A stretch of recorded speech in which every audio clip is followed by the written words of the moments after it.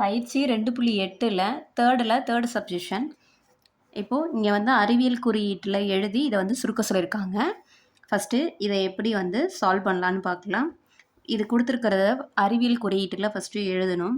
0.00003 whole power 6 into 0.00005 whole power 4 divide கொடுத்துருக்கிற சம்மை first எழுதிக்கலாம். Whole cube into 0.05 whole square.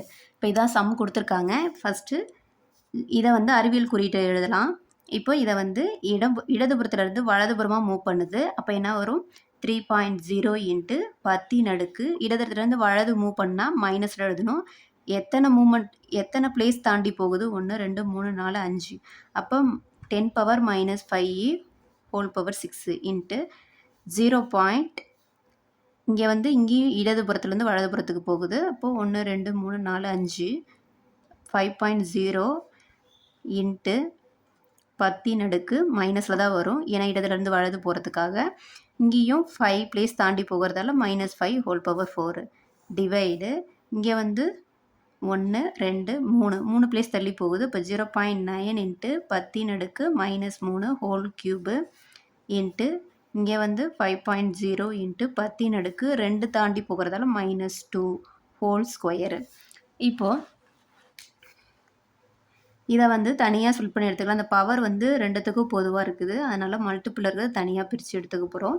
அப்போது 3.0 whole power 6 into 10⁻⁻5 whole power 6 into 5.0 whole power 4 into 10⁻5 whole power 4 ரெண்டுத்துக்கும் தனித்தனியாக split பண்ணி எழுதுகிறோம். கீழேயும் அதே மாதிரி எழுதிக்கலாம். 9.0 whole power 3 into 10⁻⁻3 whole cube into 5.0 whole square into 10⁻³ whole square. இப்போ இதை வந்து பெருக்கி எழுதிக்கலாம். இப்போது 3யை இங்கே 0.0 இருந்தால் அது வேல்யூ இல்லை. 3 தான் கால்குலேட்டடு. 3யை 6 தடவை பெருக்கும் போது நம்மளுக்கு என்ன கிடைக்கும்னா 729 இன்ட்டு 10⁻6 5 30 -30 இன்ட்டு அதே மாதிரி 5 4 தடவை பெருக்கும் போது நம்மளுக்கு 625 கிடைக்கும்.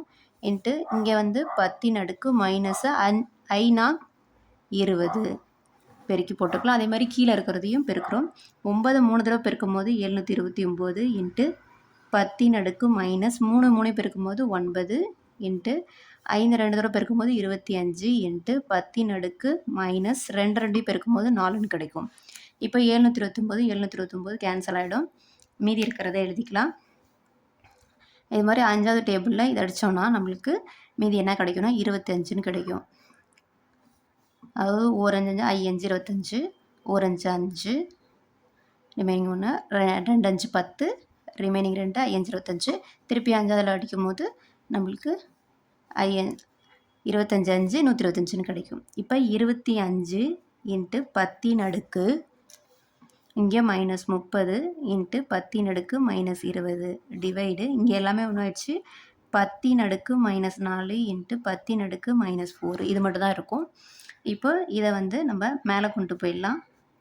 10⁻⁻30 அதாவது அடிமான சமமாக இருந்தால் பவரை அடுக்க கூட்டிக்குவோம். அடிமான சமமாக இருக்கும்போது அப்போ என்ன பண்ணுறோம்?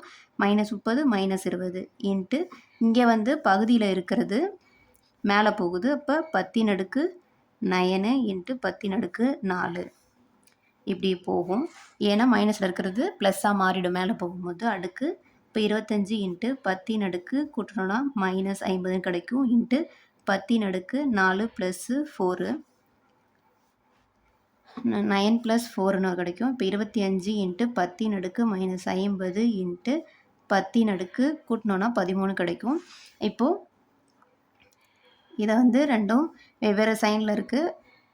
அடிமான சமமாக இருந்தால் அடுக்கு கூட்டிக்குவோம். அப்போ -50 + 13 ரெண்டுத்தையும் கழிச்சோன்னா நம்மளுக்கு 25 இன்ட்டு 10⁻⁻40 37 கிடைக்கும்.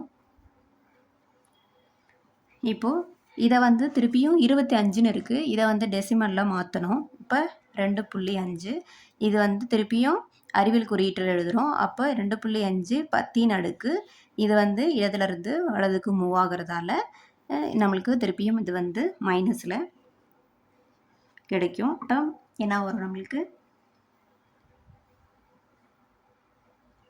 10 அடுக்கு 1ன்னு கிடைக்கும். அப்போ 10 அடுக்கு மைனஸ் 37ன்னு வரும்.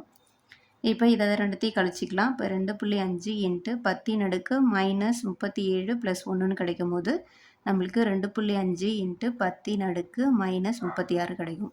இப்போ நம்மளுக்கு தேவையான ஆன்சர் வந்து கிடைச்சிருச்சு. எளிய முறையில் சுருக்கி இதோடைய ஆன்சரை கண்டுபிடிச்சிட்டோம்.